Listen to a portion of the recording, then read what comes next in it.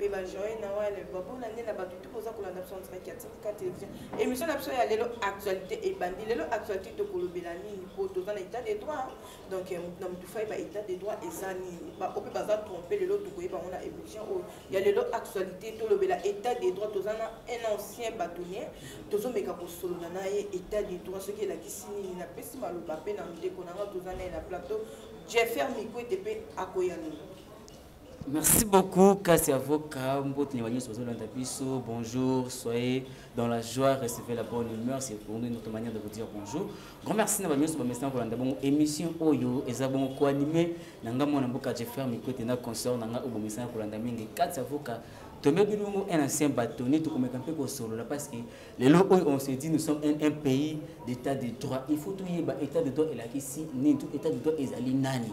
Est-ce que l'état de droit est une personne physique, tout état de droit est une idéologie, tout est esprit, tout état d'esprit à battre. Tout ça, on a ancien bâtonnier, on a un collectif, il y a équipe, il y a défense, il y a mon amboka, Vital Caméra, affaire, il y a 100 jours au Mios Bolanda qui y a des invités dans l'émission Bonjour.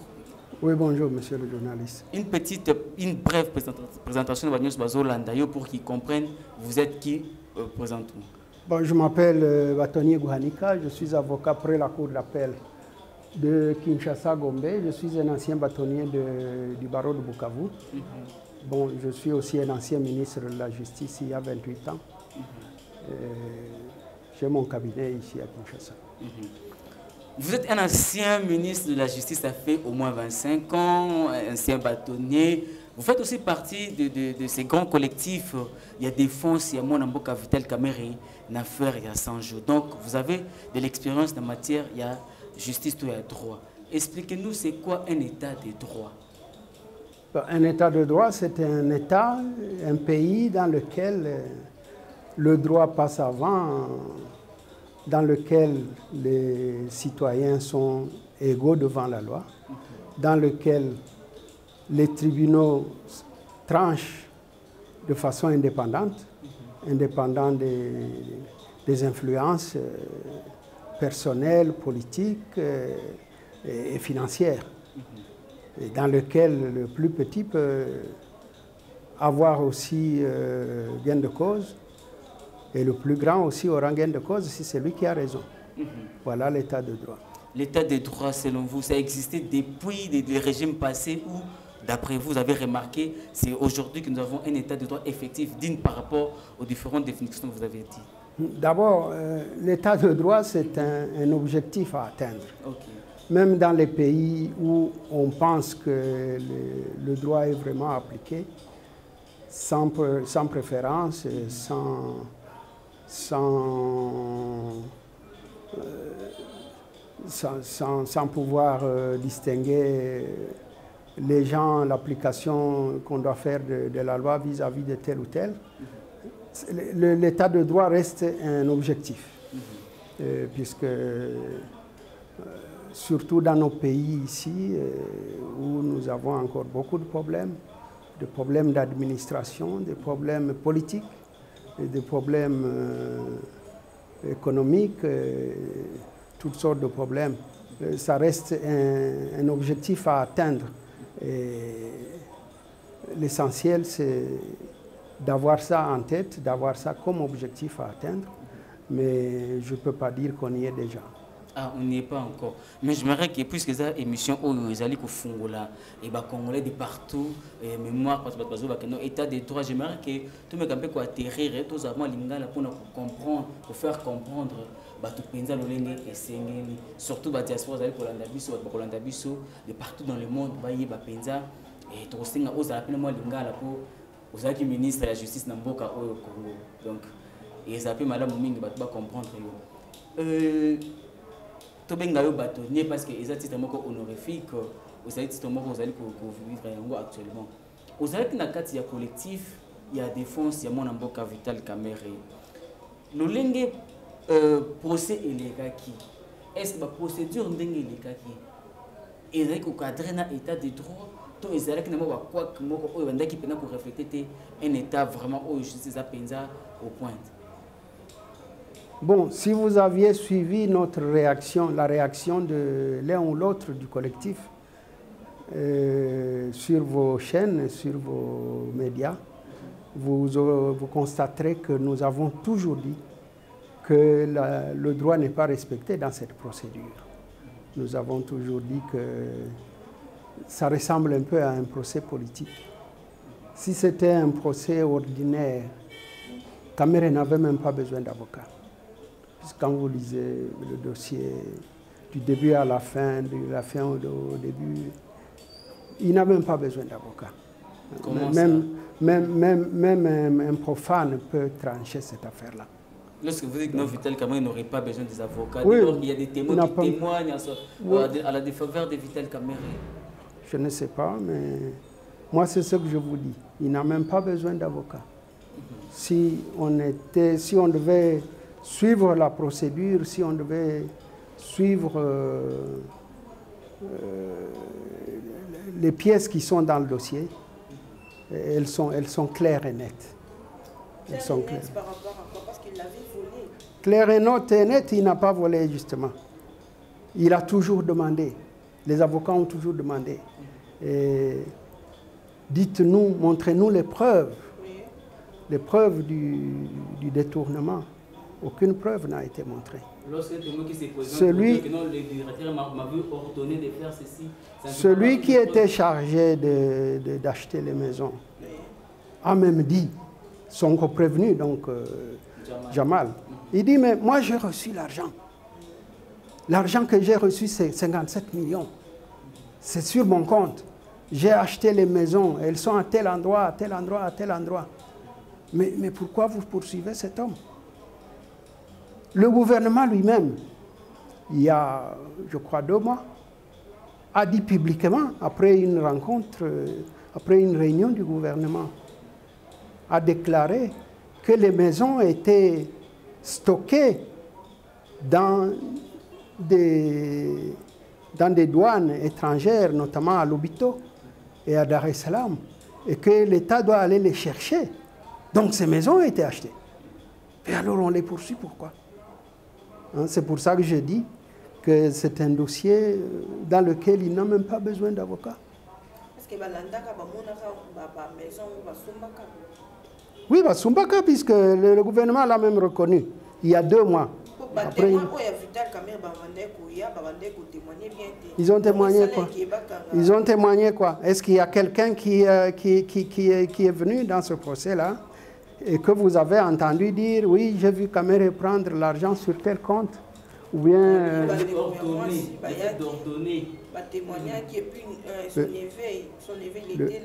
Il a témoigné quoi? Mais est-ce que quelqu'un ne peut pas acheter une maison? Il faut qu'absolument ça vienne d'un détournement. Il faut prouver le détournement. Il faut prouver que la personne que vous poursuivez a effectivement pris l'argent de l'État. Vous lui montrez les preuves. Vous lui montrez, et c'est des preuves écrites. Si c'est des sommes qui sont passées par les banques, c'est quand même des grandes sommes.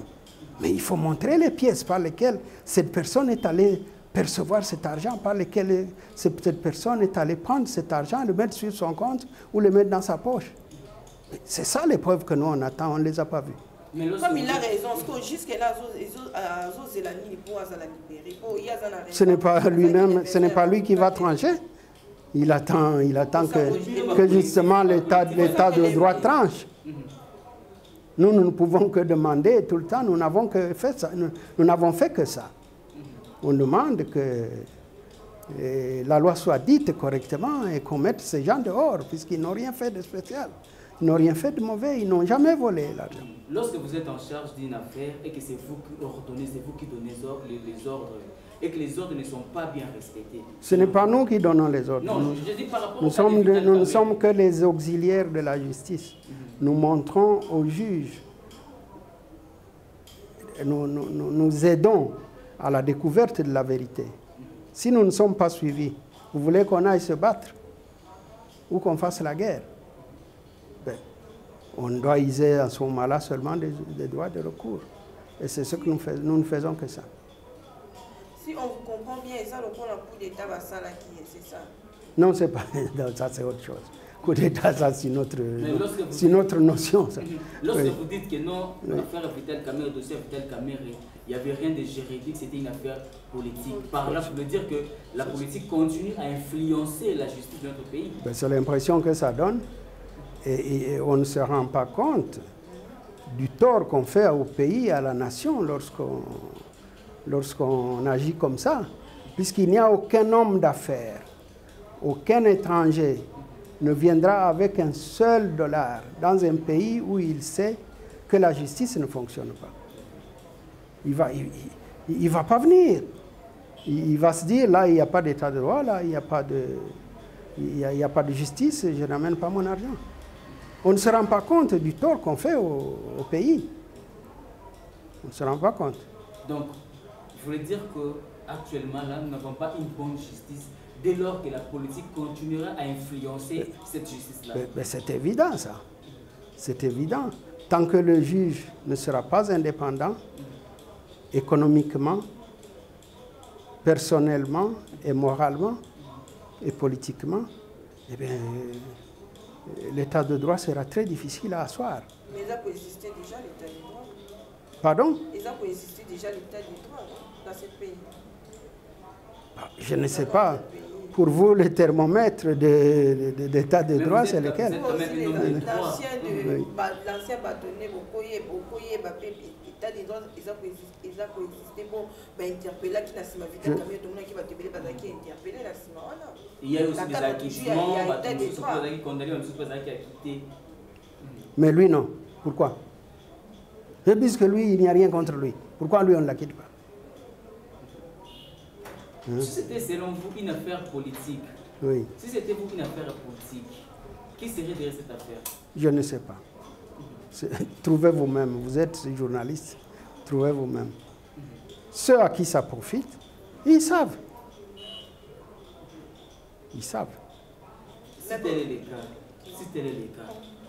est le cas, pourquoi avoir une faculté de droit? Pourquoi avoir chaque année faire sortir des avocats, des juristes dans le pays, dès lors que la politique continuera toujours à influencer la politique, plutôt la justice? Ben, il faut toujours avoir une faculté de droit. Peut-être qu'un jour, ce pays va fonctionner. Peut-être qu'un jour, on aura besoin des gens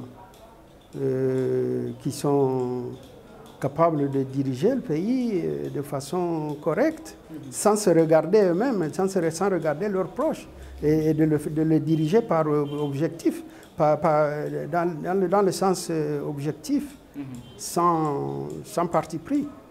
Un jour, ça aura lieu certainement. On a besoin de ces juristes-là, puisque c'est les juristes qui, partout ailleurs, montrent aux autres la route.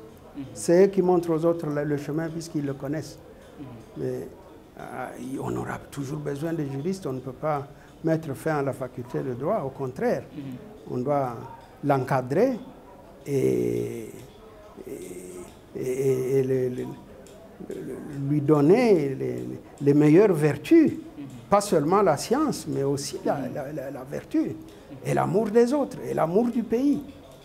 Et tant qu'on n'est pas à ce niveau-là, on tournera en rond. Vous avez dit, vous étiez ministre de Justice, ça fait au moins 25 ans passés. Et quelle différence faites-vous entre la justice de 25 ans passés et la justice actuellement?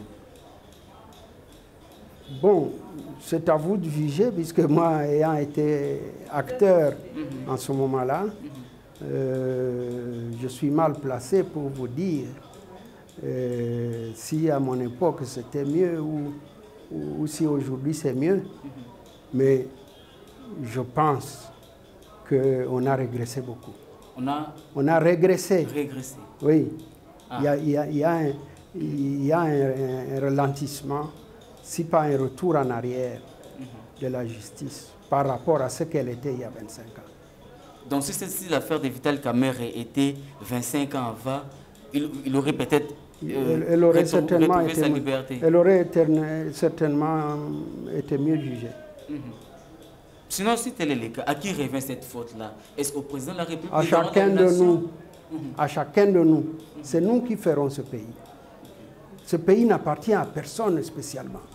Il nous appartient tous. Et c'est à chacun de nous de faire un effort pour que ce pays fonctionne. Pas seulement pour nous maintenant, mais aussi pour les générations futures, pour les générations à venir, puisque nous le leur devons. Nous devons faire en sorte que nous puissions asseoir le pays, qui fonctionne pour les petits arrières de nos petits-enfants. Voilà. Est-ce que tant que juriste, vous exercez avec toute liberté votre travail, votre métier? Bon, exercer en liberté, ça veut dire que tous les paramètres soient réunis pour que le métier fonctionne. Si l'administration ne fonctionne pas, quel métier d'avocat vous allez faire? Dans une administration corrompue, pourrie, dans laquelle le plus offrant est beaucoup plus privilégié. Or, l'administration est le pilier de la justice. La justice est un thermomètre des affaires dans un pays. Donc, dire que l'avocat exerce de façon libre son métier, je ne le dirai pas, puisqu'il faut qu'il l'exerce vraiment dans une administration qui fonctionne, dans une justice qui fonctionne, et que ce ne soit pas un avocat de parade, puisque l'avocat étant un auxiliaire de la justice, il doit montrer par son travail le chemin lorsque l'administration tente de s'égarer.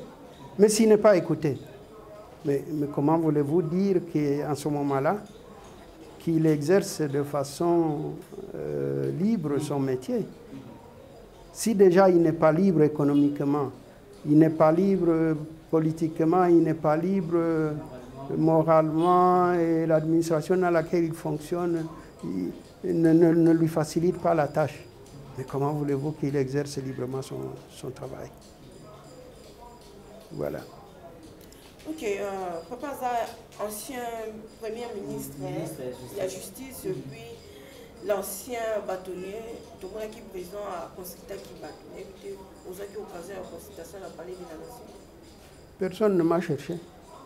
Comment ça? Mais on ne m'a pas cherché, je ne suis pas allé. Vous n'avez même pas songé à écrire ou soit à chercher non. vous-même l'invitation parce qu'il y a des gens qui ont cherché l'invitation. Non, on ne fait pas des choses pareilles. Ils savent où nous sommes, ne vous en faites pas. Le jour que l'AFDEL entre ici, qu'il y a eu un ministre de la Justice qui s'appelait Moïse Kongolo. Il a su où j'habitais, puisqu'il a envoyé quelqu'un pour que je lui dise qu'est-ce que je peux faire, comment je peux m'organiser et tout ça. Il a su où j'étais. Pourtant, il venait de loin, là, de l'Est. Donc, ils savent où nous sommes. S'ils ont besoin de nous, ils nous chercheront. Donc, selon vous, il y a une discrimination? Il n'y a pas de discrimination. C'est un problème d'objectif et de savoir ce qu'on veut. Il y a beaucoup de gens de valeur dans ce pays ici, mais on ne les cherche pas. On n'en a pas besoin. Vous accordez crédibilité au gouvernement d'Union Sacrée? Je ne sais pas. Moi, je dois dire que d'abord, je ne fais plus la politique depuis, ça fait au moins 26 ans, je ne fais pas la politique. Mettons juriste. Gouvernement de l'Union Sacrée, moi, je ne sais pas. Bon, je vois qu'ils sont en train de se bagarrer. Vous êtes d'accord? Je n'ai pas à être d'accord ou à ne pas être d'accord, j'observe. Seulement, je me pose une question. Comment vous allez changer, vous, une majorité qui se trouve dans un parlement sans avoir fait de nouvelles élections? De nouvelles élections. Je ne comprends pas ce mécanisme-là. Je comprends pas. Juridiquement parlant, il y a la violation des lois. Je ne sais même pas. Je ne sais pas. Je me pose seulement cette question-là. Mais par contre, de votre question, je ne comprends rien. Vous posez la question, comment on peut avoir une nouvelle majorité dès lors qu'il n'y a pas eu des élections? Oui. Donc il y a déjà violation des lois selon vous? Ce n'est pas une violation. Non, attendez, non, il ne faut pas confondre les choses. Pas nécessairement une violation. Seulement, cette technique-là, je ne le comprends pas. Je ne la comprends pas, je dois dire. C'est tout. Donc il faudrait qu'il y ait des procédures pour avoir une nouvelle majorité. Oui, la procédure, elle est simple, c'est de faire de nouvelles élections. Procédure, on a des spéciales à quitter. Il fallait pas prendre mais il fallait des nouvelles. Les formateurs, il doit y avoir des élections. Dans les pays qui fonctionnent, lorsque le président est mis en minorité, il veut une nouvelle majorité. Mais il provoque la dissolution de l'Assemblée et il ordonne de nouvelles élections qui lui donneront une majorité pour fonctionner. Alors vous me demandez, que pensez-vous de l'union sacrée? Est-ce que la majorité ne sera pas formée? Moi je vous dis, je ne connais pas cette technique-là. Oui. Donc à vous entendre parler, pour bien vous comprendre, on ne peut pas avoir une nouvelle majorité sans faire plein mandat. Non, si en plein mandat c'est possible. Mais il faut faire de nouvelles élections. Il faut provoquer de nouvelles élections. Là, en ce moment-là, le président a la facilité d'avoir une nouvelle majorité qui va lui permettre de fonctionner. Oui. Donc par là, vous faites aussi partie de ceux-là qui disent que non, le chef d'État viole intentionnellement la Constitution. Non, lorsque vous dites que non, comment on peut avoir une nouvelle majorité dès lors qu'on n'a pas eu des élections? Ne me faites pas dire ce que je n'ai pas dit. La Constitution prévoit que pour avoir la nouvelle majorité, il faut faire de nouvelles élections. N'est-ce pas? Il faut dissoudre l'Assemblée et on a de nouvelles élections. Pas selon moi. Selon les techniques, ces techniques existent depuis des années, si pas des millénaires. Ces techniques démocratiques, ce n'est pas nous qui les inventons ici. Au fur et à mesure, je ne connais pas dans l'histoire, moi, où on va avoir une nouvelle majorité sans avoir provoqué des élections. Quelle garantie vous allez avoir que quelqu'un qui se dit FCC, qui a été élu en cette qualité-là, va maintenant aller avec vous et pas avec son FCC dans lequel il a toujours travaillé? Je ne comprends pas, moi. Donc il y a hypocrisie dans ces cas. Si tel est le cas, je ne sais pas. Il y a hypocrisie. Je ne sais pas. Donc on risquerait d'avoir une majorité hypocrite. Je dis seulement que je ne comprends pas. C'est tout. Une majorité où tout le monde cherche à conserver son travail, à conserver son poste, à conserver... Puisque moi j'ai peur que nos politiciens, ce qui les guide, c'est peut-être des intérêts personnels, égoïstes, leur poche, leur ventre. Mais lorsque on se dit député, qu'on travaille donc pour un peuple, qu'on travaille pour les gens qui vous ont élus, si ces gens-là vous ont élus dans tel cadre, mais vous devez fonctionner dans ce cadre-là. Et du jour au lendemain, vous décidez, vous, individu, non, je ne suis plus ceci, je deviens cela. C'est ça que je ne comprends pas. Puisqu'on ne parle plus de cette coalition FCC-CAJ, quelle a été votre position personnelle, votre avis, lorsque la coalition existait encore? Moi, je ne suis pas dans cette coalition. Non, je demande votre avis. C'était quoi votre avis, votre pressentiment par rapport à cette coalition? Vous êtes aussi parmi ceux-là qui étaient contre, bien que vous êtes apolitique. Par leur manière de faire les choses. Vous étiez pour ou contre cette coalition? Nous, on les observe. On nous apprend qu'il y a coalition, nous, on observe. Nous sommes la population. Nous observons comment ils fonctionnent. Maintenant, ils disent non, nous ne fonctionnons pas. Nous les observons toujours. Et on va voir ce qu'ils vont faire. Vous avez confiance en Félix, vous personnellement? Je ne le connais pas personnellement. Donc, je préfère ne parler que des choses que je connais. Sur le plan politique, par sa manière de faire les choses? Quand j'étais à l'UDPS, quand nous on a créé l'UDPS, je suis parmi les gens qui ont implanté l'UDPS dans le Sud Kivu. Il n'y a pas un village du Sud Kivu où je n'ai pas passé la nuit pour implanter l'UDPS. Il avait peut-être 10 ans. Donc je ne le connais pas. Donc ne me posez pas cette question. Mais s'il avait 10 ans, vous êtes aussi parmi les gens qui ont fondé l'UDPS. Oui, je suis parmi, parmi les gens qui ont fait l'IDPS, notamment qui l'ont implanté dans le Sud Kivu. Mais les jeunes gens qui sont au pouvoir maintenant, si vous me demandez à propos d'eux, je ne les connais pas encore. Mais vous connaissez au moins Papa Etienne Tshisekedi? Ah oui, je le connaissais, oui. Est-ce que Félix, même de loin, il reflète son père que vous avez connu, le fait Papa Etienne Tshisekedi? Du point de vue idéologique, vous êtes un ancien de l'IDPS, l'IDPS c'est l'idéologie. Est-ce que ce qu'il fait actuellement là, ça cadre avec l'idéologie de l'IDPS dont vous êtes les cofondateurs, parmi les fondateurs? Bon, si je ne sais pas dans quelle mesure c'est toujours le même IDPS. Il y a 30 ans, je ne sais pas si l'IDPS d'il y a 30 ans et l'IDPS d'aujourd'hui, pour vous, c'est la même chose. Donc c'est difficile pour moi de juger ces choses-là. Je préfère ne pas en parler. Oui. C'était quoi les idéaux de l'IDPS? Les idéaux, c'était de chasser la dictature, c'était d'installer un état de droit, c'était d'installer une démocratie et de faire les choses autrement que Mobutu ne le faisait. Et je ne sais pas si notre élan du départ est toujours le même aujourd'hui. Je ne suis plus à l'IDPS, je ne sais pas. Vous avez dit parmi les idéaux de l'IDPS, c'était mettre le système de Mobutu, la dictature, hors Zaïre, hors état de nuit. Oui. Est-ce qu'après Mobutu, le pays a connu encore un système dictatorial, d'après vous? Après Mobutu, il y a eu la guerre, vous le savez. Et donc, ce n'est pas après une guerre que vous installez une démocratie. Ce n'est pas après une guerre que vous installez une démocratie. Dans tous les pays, c'est connu ça. Donc, pour moi, il y a eu tellement de choses, tellement de changements que je ne sais plus où on va. Vous savez où vous vous situez. Oui, voilà. Oh, ok, dernière question, ça papa Zaki ministre. Différence ni les uns.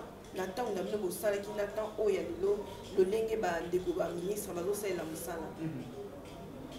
Je ne sais pas comment il travaille actuellement. Je n'ai même jamais été dans un bureau des ministres. Même l'actuelle justice est retombée. Je vous ai dit que ça ne fonctionne pas mieux, ça ne fonctionne pas mieux qu'à notre époque. Ah, selon vous, ça allait fonctionner au cas. Il y avait pourtant moins de magistrats. Il y avait moins de magistrats. Mais je ne crois pas que ça fonctionne mieux qu'à l'époque. Donc, et nous, ils ont changé. Voilà, nous sommes à la fin de notre émission de Jeffer Assis. Merci beaucoup. Nous sommes pratiquement à la fin. Merci. Un dernier message. Nabatnios Balandio, vous avez dit que vous êtes un ancien de l'IDPS. Si l'occasion se présente pour vous aujourd'hui de lancer un message particulier au chef de l'État, parce que c'est votre fils quand même, vous l'avez connu, il avait 10 ans, vous avez connu son père, le feu Etienne Tshisekedi. S'il faut aujourd'hui lancer un message au chef d'État par rapport aux idéaux de l'IDPS. Bon, le message que je peux lui lancer, c'est de revenir aux idéaux de l'IDPS et de réunifier l'IDPS. Puisque l'IDPS est en lambeaux aujourd'hui. Il y a au moins 6 ou 7 particules de l'IDPS. S'il réunifie tous ces gens-là, ce sera une force comme celle avec laquelle nous avons bousculé Mobutu. Mais dans une famille, il y a toujours des problèmes. Si on veut réunifier une famille, on ne regarde pas le passé. On regarde vers quel avenir on va. Et c'est là qu'il doit regarder. Et ne pas se faire prendre en otage par une diaspora ou des gens qui viennent d'une diaspora. Il est le père de tout le monde dans cette IDPS-là, y compris ceux qui n'y sont plus, mais qui ont travaillé pour l'IDPS. Et je dois vous dire qu'il y a beaucoup de valeurs. Il y en a qui vivent encore parmi nous. Certains sont morts malheureusement.